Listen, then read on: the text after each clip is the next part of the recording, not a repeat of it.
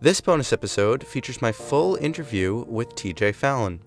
TJ Fallon is a history YouTuber frequently posting on his channel, Dead History.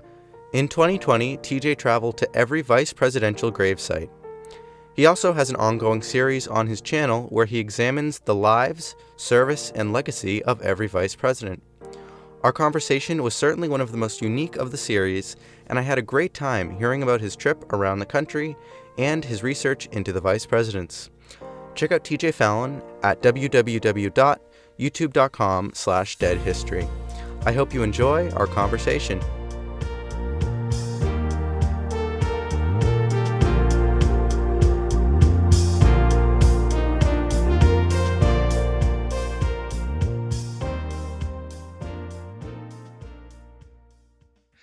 So my name is TJ Fallon. I am actually from Jackson, New Jersey, which is right down the Jersey Shore, basically. Born and raised here in New Jersey. Last year during the pandemic, I decided to take a very long venture, travel all across the United States, visiting presidential, vice presidential, and other historical grave sites during the pandemic. So with all that, I started a YouTube channel called Dead History. And basically, each week I bring a new video and bring a new subject to life, so to speak. I started with the presidents in chronological order, and currently I'm doing the vice presidents in chronological order. So that is my background and who I am. Awesome. So you said that you visited all of or pretty much all of the presidents and vice presidents' graves. Why did you start with the presidents or did you start with the vice presidents? So yeah, it's a good question. It started, it really started kind of on a whim. This was not like a lifelong dream of mine. I didn't aspire when I was a little boy to visit all the grave sites of the presidents or anything. I've always been a fan of history, and during the pandemic, I was actually furloughed from my job, being a director of sales for a solar company, and we were furloughed. So I had a lot of time on my hands, and I was bored, just like everyone was. And I Googled one day famous grave sites in the state of New Jersey because I figured that's something outdoors, fresh air, and there would be nobody there really, social distanced. So I saw all the normal grave sites, Whitney Houston, Yogi Berra, all these people buried in New Jersey. And I happened to see, of course, our 22nd and 24th president, Grover Cleveland, is buried in Princeton, New Jersey. So I found that kind of cool. So one day, Princeton's only about a 40-minute drive from my house. I took a drive there to Princeton Cemetery, and I visited the gravesite of Grover Cleveland. I thought it was cool, thought it was fun. Went home that day, and the next day I actually met a friend of mine at a local park, and we were outside taking a walk, and I was telling him about what I did, and we kind of got on this topic of I wonder how many people have visited all the presidential grave sites. Has it been done? I'm sure it has, but so I kind of went home that day and started researching it. And lo and behold, during my research, I realized that only about 50 yards away from Grover Cleveland in the same cemetery is Vice President Aaron Burr and Declaration of Independence signer John Witherspoon. So I was fascinated with this and I was like, I got to go back. So I went back to that cemetery and I saw Aaron Burr's grave and John Witherspoon's grave. And that literally sparked and snowballed into this cross country venture to now go see every presidential, vice presidential, declaration signer, and U.S. Constitution signers' grave sites. And it took me about 7 months, and I did it. I completed it. I saw them all. I went to 33 states, just drove about over 50,000 miles in rental cars by myself. So it started with one president. I never expected to do this, but it snowballed into this huge adventure. Yeah, that's incredible, and I know they're really scattered across, but just the history that's behind them is really interesting. All of the different stories of the grave sites and everything. But generally, what were some of your takeaways during your trip and after your trip? Like, what did you take away from seeing all these sites?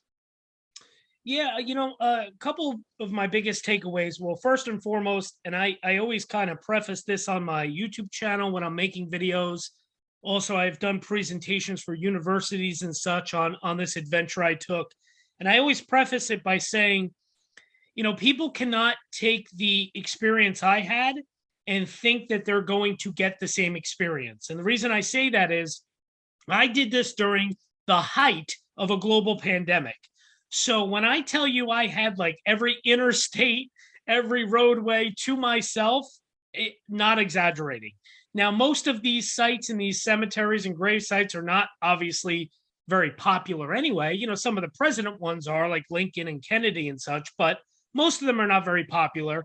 So you don't usually see a lot of people there anyway. But I had the unique experience of literally not seeing another soul during any of these stops and trips.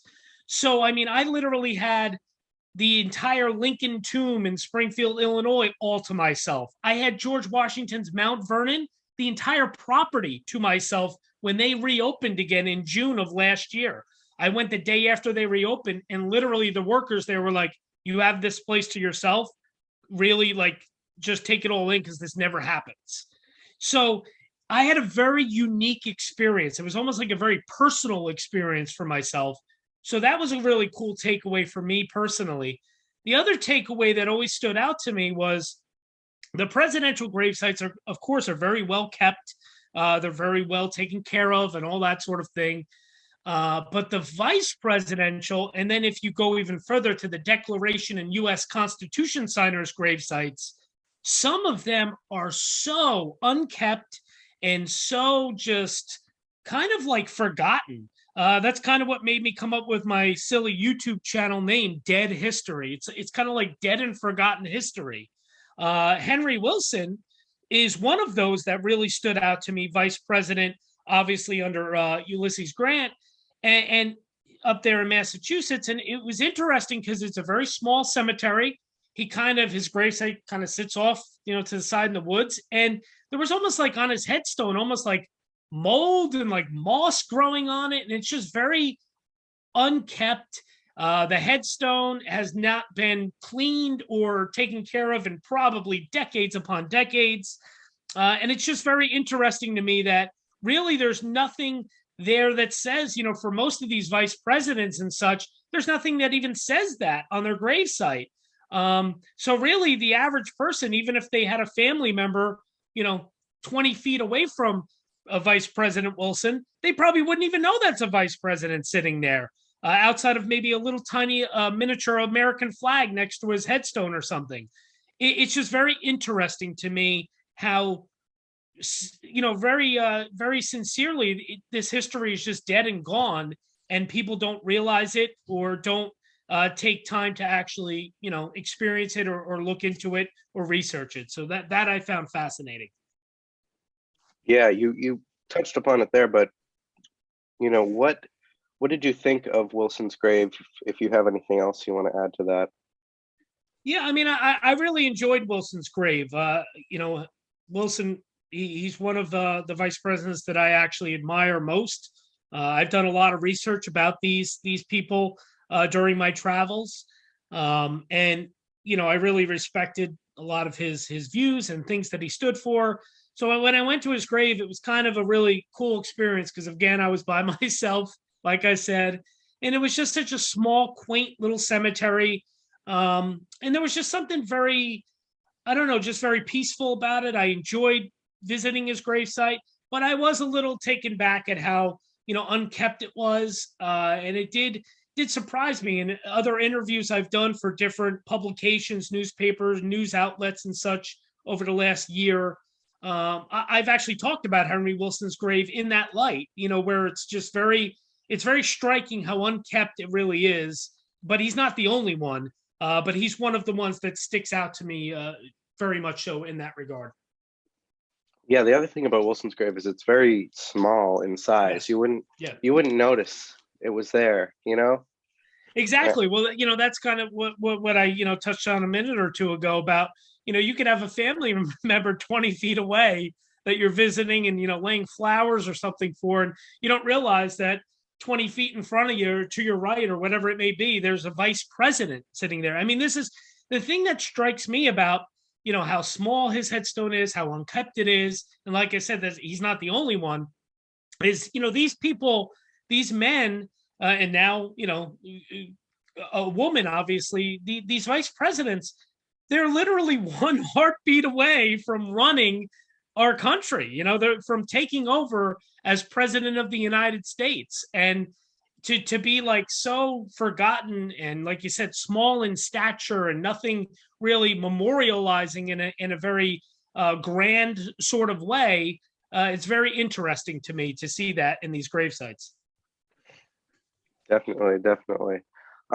So before you went on this trip, had you ever heard of Wilson, or did you ever do research on Wilson prior to your trip?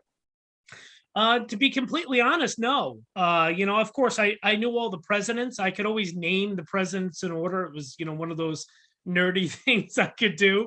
But I didn't really, some of the very popular vice presidents I knew, more kind of in modern times, so to speak, vice presidents. But as far as people like Wilson or, Richard Mentor Johnson or, George Mifflin Dallas, just these names of vice presidents, I had no idea who these people were. So no, the majority of my research was when I was going to visit their grave sites. I really looked into and read as much as I could. And Wilson was one of those that fascinated me a lot. Yeah.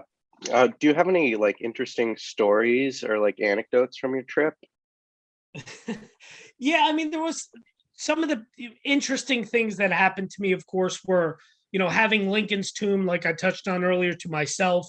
I actually arrived at Lincoln's tomb in Springfield, Illinois, about 15 minutes before they were ending for the day. I arrived there about 3:45, and apparently the last tour was at 4 p.m. that day. I didn't know this. I just happened to get there 15 minutes beforehand. And I signed up, and the tour really wasn't so much of a tour. They just were only allowing a certain number of people to go inside the tomb at a time due to COVID restrictions and social distancing. Well, there wasn't hardly anyone there. There was 2 family groups there and myself. That was it. And the family groups, of course, went in as their group, within their family. And I happened to be the only solo person there. So at the end, the worker there at the tomb said to me, "It's all yours." And he said to me, similar to what Mount Vernon workers said to me when I went and saw George Washington's grave, he said to me, "Really enjoy this." He said, "I've been doing this for several years, and I've never seen anyone walk in here outside of, us workers. I've never seen anyone from the public walk in here alone and have the place all to yourself." So it was a very unique, really cool experience. And that happened in several different locations for myself. The cool thing that I did was I didn't just limit myself to historical grave sites. I stopped along my routes. I stopped and saw all sorts of things. I've actually visited over like close to 100 baseball Hall of Famer grave sites. I've seen where old baseball ballparks used to be. I've seen, where like famous murders took place. I'm sure you're familiar with the famous Truman Capote book In Cold Blood. I actually went and saw the ranch house where those murders took place in Kansas. Like I went and saw all sorts of historical, pop culture, so to speak, cultural type, sites and locations. It wasn't just grave sites. So there was a lot of really cool things I experienced. And I could probably write a book, to be honest with you. Some funny stories, interesting stuff. It was a lot of fun overall. Yeah, that's really awesome.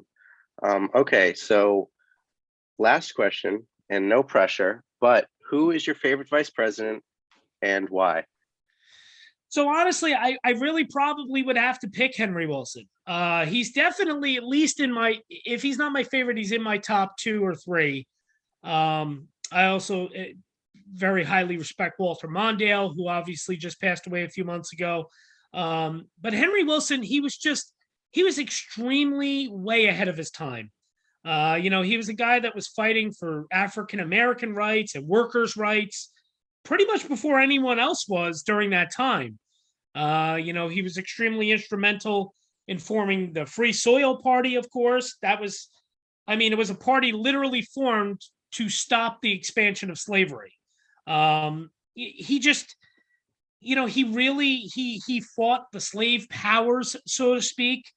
He was probably one of the only ones that really did so to the extent that he did.